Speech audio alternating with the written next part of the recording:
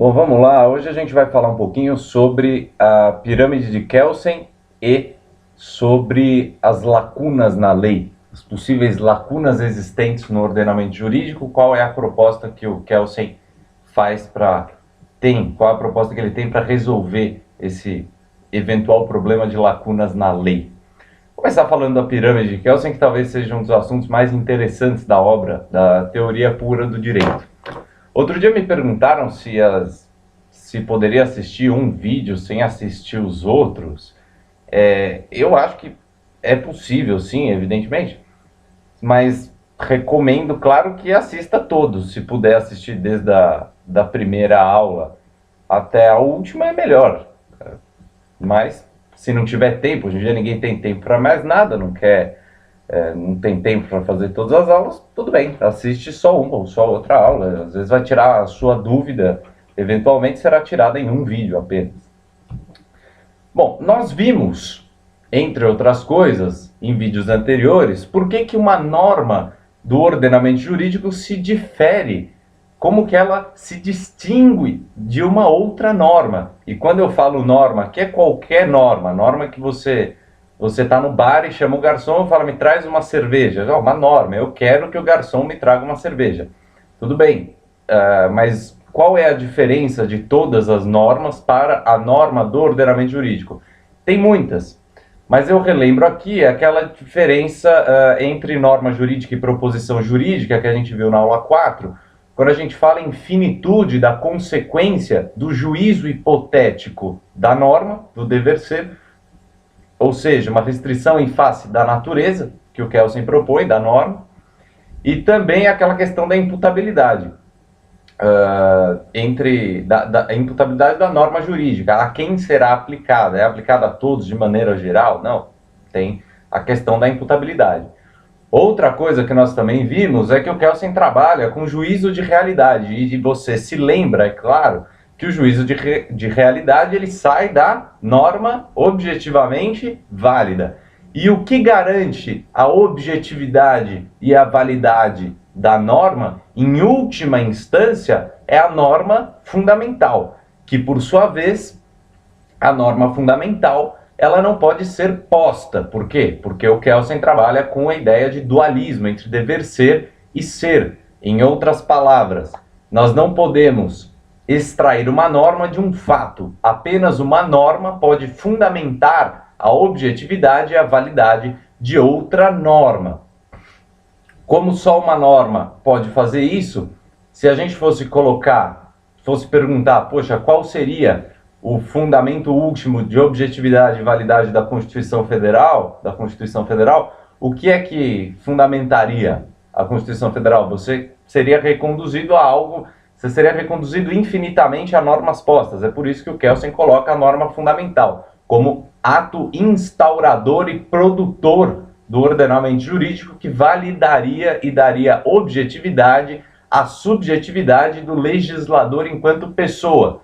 Porque eu, num bar, pedindo uma dose de vodka, em outras palavras, o legislador pedindo para você dirigir sóbrio, o legislador pedindo para você não matar o indivíduo, qual que é a diferença? Porque ele é uma pessoa também. A gente precisa lembrar que a norma tem uma pessoa por trás da norma escrevendo. Apesar da teoria pura do direito trabalhar com o plano fático, sempre se preocupando com o que é o direito, é necessário lembrar que alguém escreveu esse direito. E para não ser, então, reconduzido infinitamente, até as outras normas postas, o Kelsen trabalha com a norma fundamental, pressuposta por sua vez. Lembro aqui também que a norma fundamental não tem nenhum conteúdo, ela diz respeito apenas à criação do direito, a um ato produtor do direito. Ela fundamenta da objetividade e validade para as outras normas jurídicas do ordenamento. E não diz que deve ser de uma maneira ou deve ser de outra. A norma fundamental nada tem a ver com conteúdo. Em outras palavras, se tiver uma norma dizendo mate os judeus, será aplicada do mesmo jeito, e você terá uma norma fundamental pressuposta, dando objetividade e validade para essa norma, cumpridos determinados requisitos já trabalhados ao longo das outras aulas. Dito isso, a gente tem que considerar que a norma fundamental é o ato instaurador, é o momento inicial do ordenamento jurídico. Então a gente poderia colocar na pirâmide a norma fundamental aqui em cima, fundamentando, dando objetividade e validade para a Constituição, que está no topo do ordenamento jurídico. Você tem, é claro, a herança da teoria pura do direito para o ordenamento jurídico brasileiro, é evidente. Aqui no Brasil a gente trabalha com a ideia de escalonamento das normas jurídicas, que esse é o termo que o Kelsen utiliza e posteriormente chamaram de pirâmide. Escalonamento das normas jurídicas é o termo que ele utiliza para justamente trabalhar com essa ideia de constituição, de que você tem uma lei máxima e que esta lei regula a produção das normas inferiores. Ou seja, ela é um parâmetro que será observado para o ato criador do direito em instâncias inferiores. Aqui no Brasil, a gente tem a Constituição Federal no topo. Hoje também temos, só fica de curiosidade, o ordenamento jurídico brasileiro admite o bloco de constitucionalidade. Isso tem uma origem na França, a Constituição de 1958, francesa, que criou, não sei se foi a primeira, mas pelo menos que ela fez o quê? A Constituição de 58 francesa, ela chamou a parte econômica da Constituição de 46, aquela que veio logo após a Segunda Guerra Mundial, e a Constituição de 58 também resgatou, lá de trás da Revolução Francesa, a Declaração dos Direitos do Homem e do Cidadão de 26 de agosto de 1789. Ou seja, você tem uma Constituição Federal e, ao mesmo tempo, você tem normas que se equiparam quanto ao peso, serão também parâmetros, serão observadas estas normas que estarão ao lado da Constituição Federal para a criação de normas inferiores. E aqui no Brasil a gente tem isso, nós temos isso a partir do recurso extraordinário 466343, salvo engano, que versava sobre depositário infiel e tal. O que interessa para a gente não é exatamente o conteúdo desse recurso extraordinário, o que interessa para a gente é que esse recurso extraordinário acabou por criar uma recepção diferente para os tratados de direitos humanos internacionais, que o Brasil seja signatário, evidentemente, e esses tratados de direitos humanos, quando aprovados pela mesma fórmula da PEC, ou seja, aprovado por 3/5, em 2 turnos, nas 2 casas do Congresso Nacional, quando você tiver essa aprovação para tratados de direitos humanos internacionais, esses tratados vão ter o quê? Peso de emenda constitucional. E o decreto 6949 de 2009 é exatamente isso. Então aqui, no topo hoje do ordenamento jurídico brasileiro, você tem a Constituição Federal e o decreto 6949 de 2009. Agora, e os outros tratados de direitos humanos internacionais? Eles estão aqui, essa linha aqui. Vou colocar aqui direitos humanos em geral, qualquer os outros tratados assinados anteriormente. É claro que a lista é grande, mas esses outros tratados eles estão abaixo da Constituição e acima das outras normas do ordenamento jurídico. Você já percebe a partir desse momento que, como ato produtor do direito, a pirâmide começa na norma fundamental, posteriormente você tem a Constituição Federal e depois você tem os tratados de direitos humanos e depois as leis em geral. Só curiosidade, antes disso os tratados de direitos humanos eram leis ordinárias, o que fez com que eles pudessem se transformar, se assemelharem em peso, em observância a normas constitucionais, foi o parágrafo 3º do artigo 5º da nossa Constituição Federal, que por sua vez foi inserido com a emenda constitucional número 45 de 2004. Beleza? Bom, essa ideia aqui, você tem uma Constituição Federal que irá dar fundamento e validade para as outras normas do ordenamento jurídico. A pirâmide, quando a gente fala em ato produtor do direito, ou seja, que apenas uma norma regula a criação de outra norma, a gente começa trabalhando com a norma fundamental.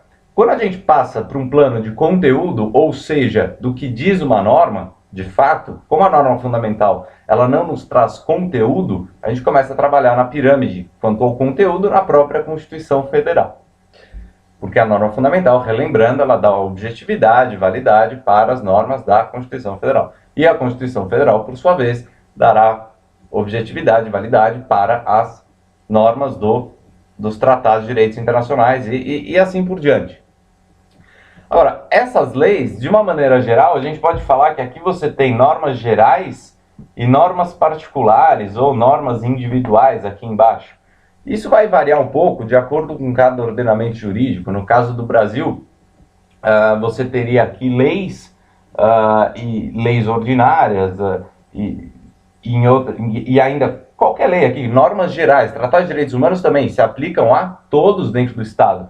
E nas normas individuais, a gente cairia já no plano, por exemplo, das próprias decisões judiciais que um juiz profere, porque a norma que o juiz observa dará fundamento para ele tomar a decisão. E essa decisão que o juiz toma, ela acaba por não ser apenas um plano de conteúdo do ordenamento jurídico, mas também é um ato criador do direito. E o Kelsen, inclusive, vai falar que quando repetidas decisões forem tomadas em casos semelhantes, você poderá ter o quê? Um sistema judiciário trabalhando numa função atípica de legislativo, fazendo, por exemplo, que a gente tenha o que no Brasil é chamado de súmula. As súmulas, sim, as súmulas nada mais são do que decisões reiteradas dos tribunais que acabam por ter força, que acabam por necessariamente, elas serão observadas nas próximas decisões que esse tribunal tomará. Então é justamente essa ideia. As decisões judiciais, apesar de estarem lá embaixo, na pirâmide, num sistema escalonado de normas, nesse sistema hierárquico de normas, sistema normativo hierárquico, essas decisões aqui que os juízes tomam, o que elas fazem? Essas decisões, além de falarem, proferirem, falar, não, isso está certo, isso está errado, observando, evidentemente, o ordenamento jurídico como um todo, essas decisões também não deixam de ser ato criador do direito. Elas também são ato criador do direito. E o Kelsen dá uma importância para isso? Sim, ele dá uma importância bem grande para isso.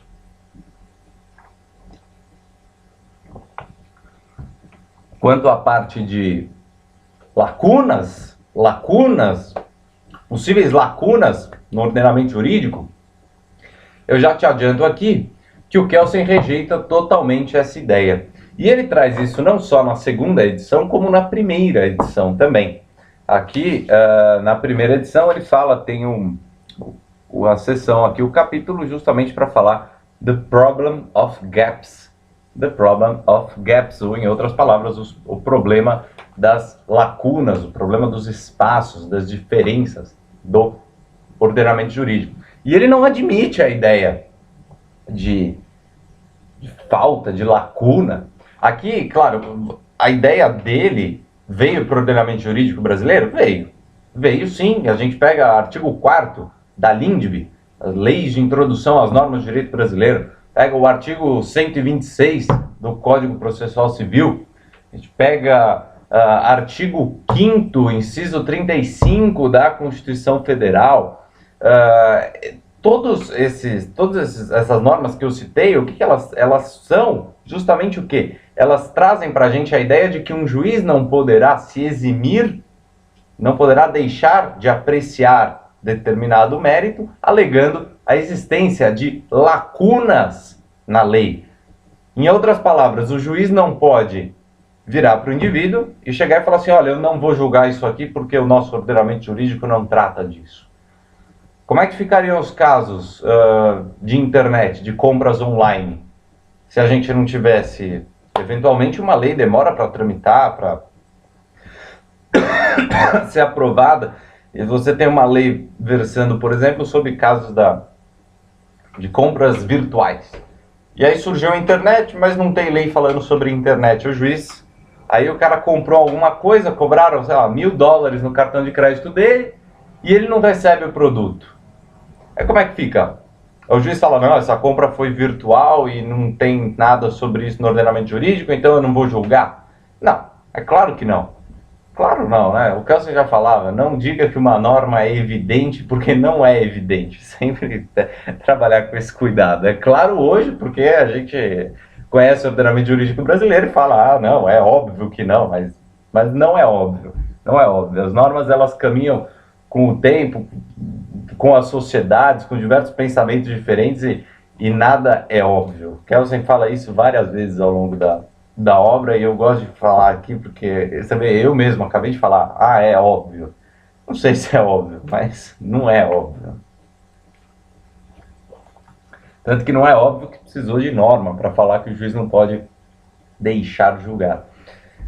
Agora, ele trabalha, o Kelsen, com a ideia de que não existem lacunas na lei, que isso, na verdade, é uma teoria esdrúxula. E por que é que ele não admite a existência de lacunas na lei? Porque ele admite que as decisões judiciais são também ato criador do direito. São atos que criam o direito, produzem o direito, não deixam de produzir e criar o direito.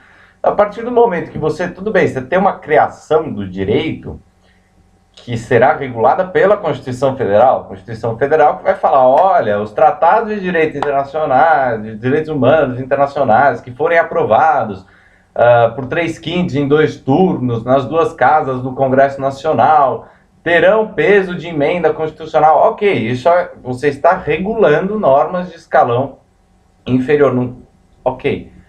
Mas as decisões judiciais, elas criam o direito. Elas criam. Haja vista também as súmulas vinculantes. E o Kelsen fala que o juiz, ele deverá sempre, caso não tenha uma legislação específica sobre o caso versado no processo, o juiz deverá sempre observar o quê? Costumes e princípios gerais do direito.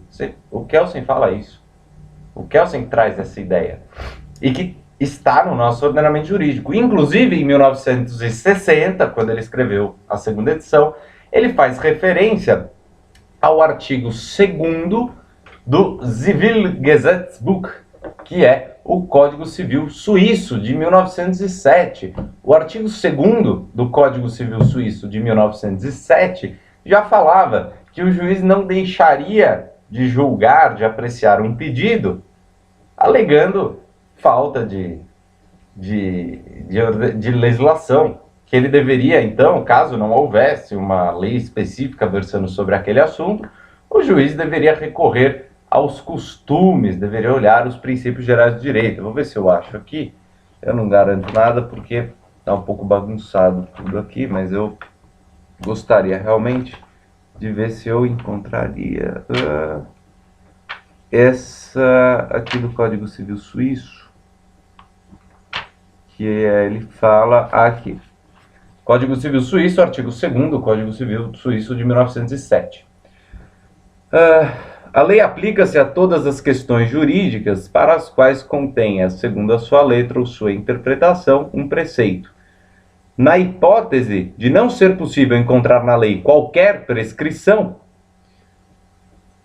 deve o juiz decidir de acordo com o direito consuetudinário, ou seja, o direito dos costumes, deverá observar os costumes da sociedade, consuetudinário, e, na falta deste, segundo a norma que ele, como legislador, teria elaborado. O que é para o juiz fazer, então? Para ele pensar como legislador, para ele falar, poxa, o legislador esqueceu, não deu, o cara não conseguiu pensar em absolutamente tudo. Claro, sempre não é possível pensar em absolutamente tudo para colocar no ordenamento jurídico, a sociedade muda, se transforma e coisas novas ocorrem. Então, a recomendação qual é? Prezado juiz, por favor, pense como um legislador e crie uma norma você mesmo para esse caso. Olha só, artigo 2º da Constituição Federal, São independentes e harmônicos entre si os três poderes: executivo, legislativo e judiciário.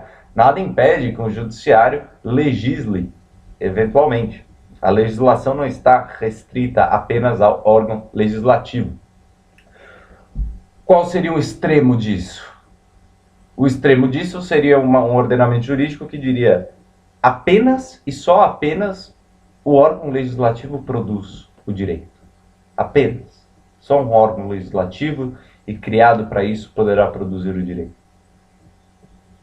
Isso daria, Kelsen fala, em um certo sentido, segurança jurídica. Segurança aqui no sentido de que você tem mais certeza do que vai acontecer.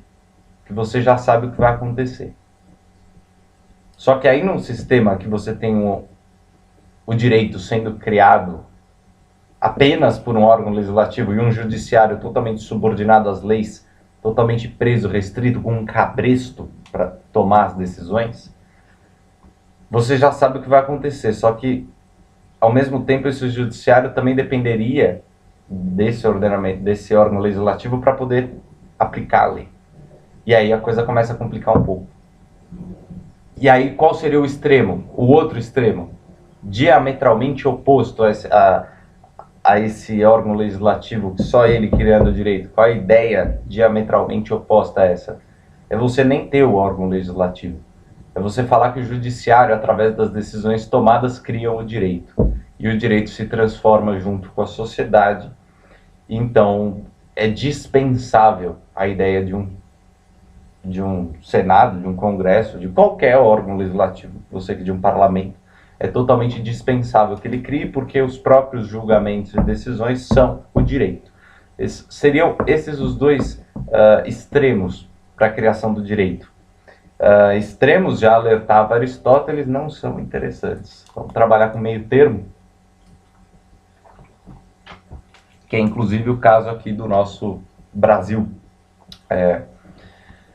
De um lado, um órgão legislativo produz tudo e um judiciário que não possa produzir normas. Em outras palavras, que seja obrigado a seguir só o que o legislativo faz, e ainda é um juiz que apenas funciona como uma marionete do legislativo. Só isso. O juiz ele não tem que pensar, ele simplesmente tem que ler e aplicar. Não tem que esperar o legislativo fazer. Oposto, não seria common law dos britânicos puramente, porque tem um sistema legislativo na Inglaterra. Então, cuidado, tá? O extremo oposto disso, qual seria? Um ordenamento jurídico que dispensa o órgão legislativo e pensa que apenas o judiciário cria o direito, e a todo instante ele cria o direito através das decisões judiciais, então não há necessidade. E esse judiciário que acompanha as mudanças da sociedade. É claro, você pode achar isso interessante até no primeiro olhar aqui, mas se você pensar, olha só, ele acompanha a sociedade. Pensa na Alemanha nazista, nos juízes, então se bem que lá foi um caso bem atípico, porque a Constituição de Weimar não deixou de viger. A Constituição de Weimar ela esteve suspensa durante todos os anos. Depois de 1933, ela esteve suspensa pelo artigo 48 da Constituição de Weimar. Depois, eu tenho, inclusive, eu fiz um videozinho para falar só das eleições do Hitler, porque é de um embaçamento isso aí. Era um sistema misto presidencial parlamentar. E tinha lá suas peculiaridades na Constituição de 1919 da Alemanha. Mas a proposta que eu faço aqui é só uma análise. Se o direito é criado apenas pelo judiciário, você fala, legal, ele acompanha, ele dá a ideia de que a sociedade se transforma e os juízes se transformam juntos, mas e aí se você tem uma sociedade que começa a se transformar numa sociedade xenofóbica, racista, etc, também, não sei até que ponto. Mas também você pode ter a legislação criada com esse fim também, legislação extremamente xenofóbica e racista. Se foi o caso Alemanha nazista, precisa tomar cuidado porque não tinha legislação praticamente. Você teve as leis de Nuremberg só, que falavam sobre casamento entre judeus, falavam pouquíssimas coisas. Lá foi tudo na vontade do Führer, porque, em um certo sentido, legal que eu falo jurídico aqui, obedecer à vontade do Hitler naquele momento nada mais era do que obedecer ao artigo 48 da Constituição de Weimar. Então, por mais louco que pareça, todo o governo do Hitler esteve embasado constitucionalmente na Constituição, que é referência para a segunda geração de direitos humanos. Então, travou, né? Mas é verdade. O pessoal fala quando falam em segunda geração de direitos humanos, né? Criação da Organização Internacional dos Trabalhadores, pós-Primeira Guerra Mundial, pessoal no pós-Primeira Guerra que achava que nunca mais aconteceria um conflito de tantas proporções, imagine 10 milhões de mortos. Pois é, deu tão certo a criação da OIT, da Liga das Nações, a Liga das Nações que regularia as relações entre os estados no âmbito internacional, que foi proposta, olha, eu não sei, não era para eu estar falando disso aqui, mas é que eu já entrei nessa questão aqui de segurança jurídica. É só para comentar, a proposta, a Liga das Nações, vem de onde? Dos 14 pontos. 14 pontos de quem? Do Woodrow Wilson. Quem era Woodrow Wilson? Presidente dos Estados Unidos. Curiosamente, os Estados Unidos não participa da Liga das Nações no período entre guerras. Não é fantástico? Eles criaram uma ideia, falaram, olha, vamos todo mundo ficar amiguinhos em âmbito internacional para evitar um novo conflito? Legal, vocês ficam aí que eu fico aqui, tá bom? E a Liga das Nações, evidentemente, ela fracassou. Por quê? Porque teve uma Segunda Guerra Mundial. Mas isso não interessa aqui pra gente. Acho que eu falei tanto de Segunda Guerra já que... É que a gente, inevitavelmente, acaba caindo no assunto. Chega a ser irritante, inclusive. Chega a ser irritante. Você olha uma coisa e fala, nossa, na Segunda Guerra X. Nossa, na Primeira Guerra... Porque tudo isso aqui é um aprendizado. O Kelsen, como eu disse, ele viveu quase 100 anos. Ele nasceu em 1881, no Império Austro-Húngaro. Viu reforma política, viu novas remarcações geopolíticas na Europa. Kelsen passou pela Primeira Guerra Mundial, passou pela Segunda Guerra Mundial, passou lá dos Estados Unidos, na Segunda Guerra, que ele foi para a Califórnia. Foi morar lá na Califórnia. Trabalhou em Berkeley, inclusive. Universidade de Berkeley. E ele não era nenhum imbecil, um indivíduo que viveu. É interessante que o período que ele viveu aconteceu tanta coisa. Ele nasceu 11 anos depois da unificação alemã e italiana. Quer dizer, a Alemanha e a Itália não existiam 11 anos antes do nascimento do Kelsen. E aí ele nasce nesse momento pós-unificação, momento também pós-unificação até a Primeira Guerra Mundial, que chamam de paz armada. E aí você tem o início da Primeira Guerra com o atentado de Sarajevo, lá, assassinato do arquiduque Francisco Ferdinando, 4 anos de conflito, ninguém achava que ia durar 4 anos. Kelsen viu tudo isso. Cria-se a Liga das Nações depois da Primeira Guerra para tentar evitar um novo conflito, não dá certo, não deu nada certo. Na Primeira Guerra morreram 10 milhões, mais ou menos. Na Segunda Guerra, um pouco mais de 50 milhões. 50 milhões morrendo em 6 anos. Também não deu certo. E o Kelsen viu tudo isso. Em 1960 ele escreveu essa teoria pura do direito que a gente está aqui analisando. E quando ele escreve sobre lacunas, é bem interessante. Como eu disse, a ideia de que não existem lacunas no ordenamento jurídico.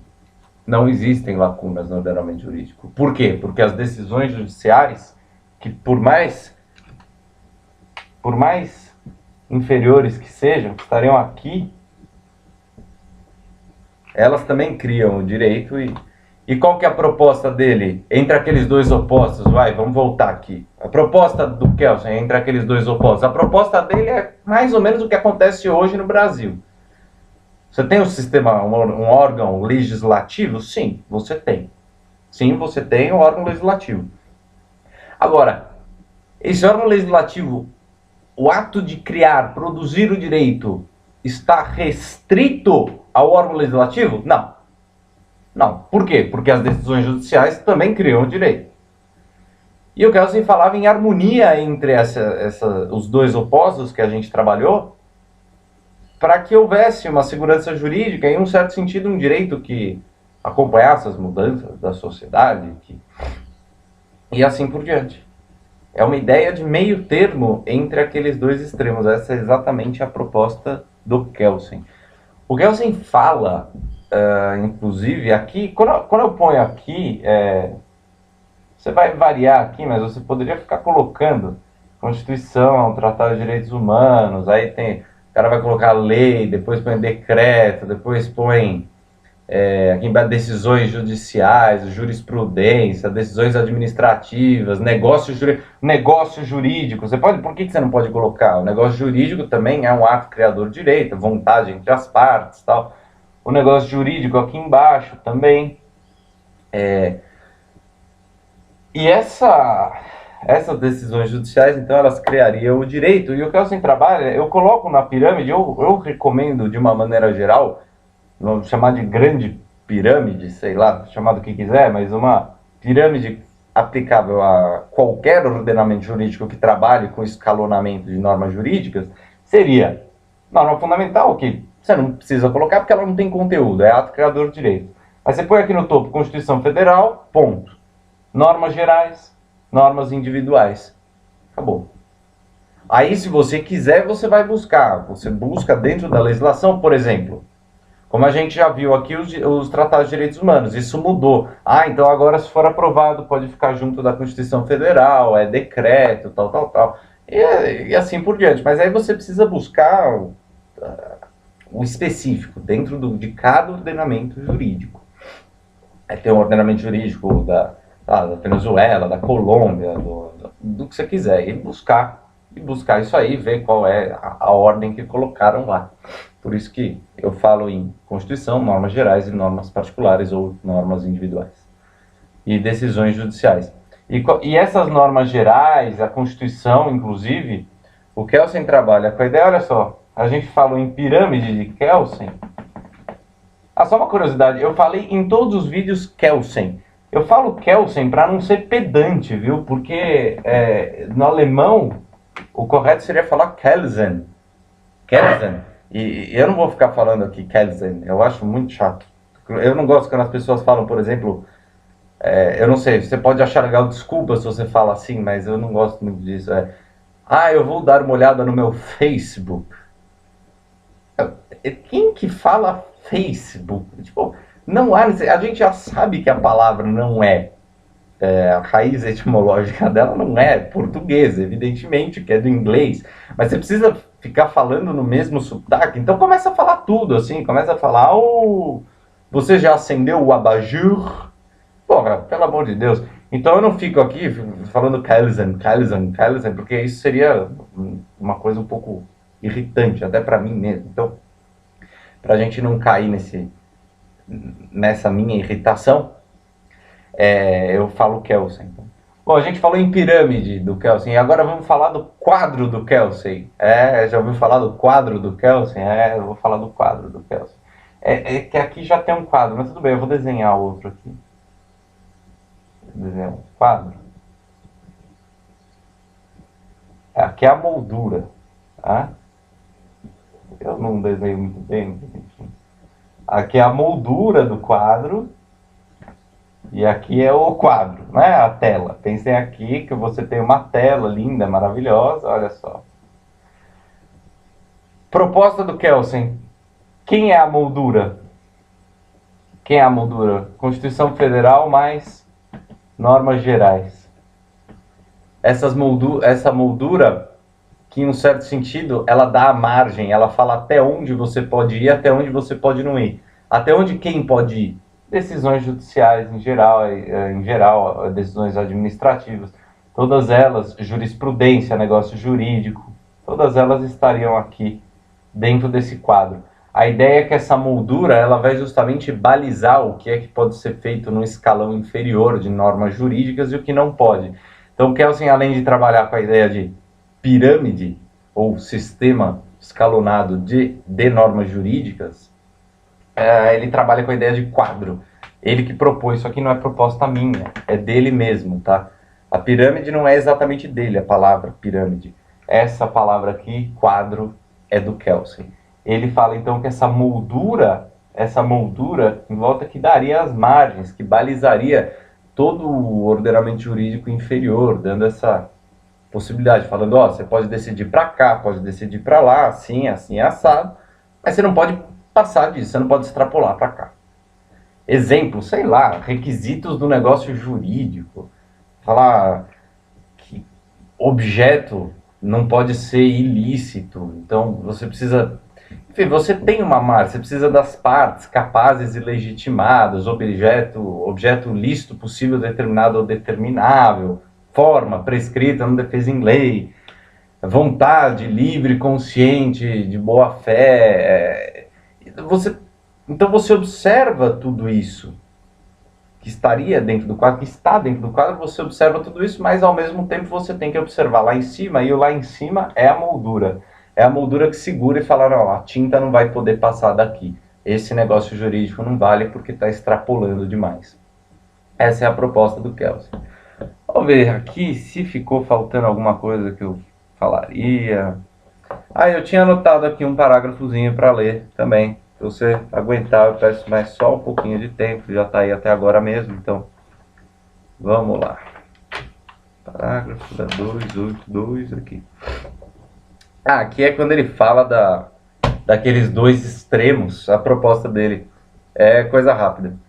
Entre os dois tipos ideais de uma jurisprudência vinculada a leis estaduais e de uma jurisprudência liberta das leis estaduais, situam-se aqueles sistemas nos quais, sendo embora instituído um órgão legislativo central, os tribunais recebem o poder não só de fixar normas jurídicas individuais nos quadros das normas gerais criadas pelo órgão legislativo, mas também, em circunstâncias determinadas, de fixar normas individuais fora destes quadros. E por fim, fora do quadro seria o quê? O ato criador de direito. Você criar o fora do quadro, não confunde com isso aqui. O fora do quadro que ele está falando aqui seria uma súmula, que seria o quê? Um juiz criando uma norma geral. Uma norma que seria aplicada a outros casos individuais, tá? E, por fim, aquele sistema em que os tribunais têm poder de criar normas jurídicas gerais sob a forma de decisões com força de precedentes. Estes diferentes sistemas representam diferentes graus de centralização ou descentralização da função produtora do direito e, portanto, diferentes graus de realização do princípio da flexibilidade do direito, que está na razão inversa do princípio da segurança jurídica. Proposta, harmonia, meio termo, nem só o legislativo produzindo, tá? Pelo amor de Deus, não vai entender aqui, quando ele fala que o juiz aqui é fora do quadro, foi um momento infeliz que eu fui explicar o negócio do quadro. Mas quando ele fala fora do quadro, qual seria o quadrinho do juiz? O quadrinho do juiz é observar sempre a legislação superior e tentar aplicar ali no caso concreto. Tentar encaixar o plano fático com o dever ser da lei. Agora, quando ele fala aqui fora do quadro, seria esse juiz fazendo o quê? Criando uma norma geral. Criando uma norma geral que será aplicada em outros casos individuais, como é o caso das súmulas. Código Civil Suíço de 1907, artigo 2º. Também fica lá a dica. Lembra quando ele fala? O juiz, na falta da lei e tal, para o juiz pensar o quê? Para o juiz pensar como um legislador. Qual seria a norma que ele criaria para outros casos e assim por diante. Bom, gente, era isto que eu tinha para falar. Espero que tenha gostado do vídeo.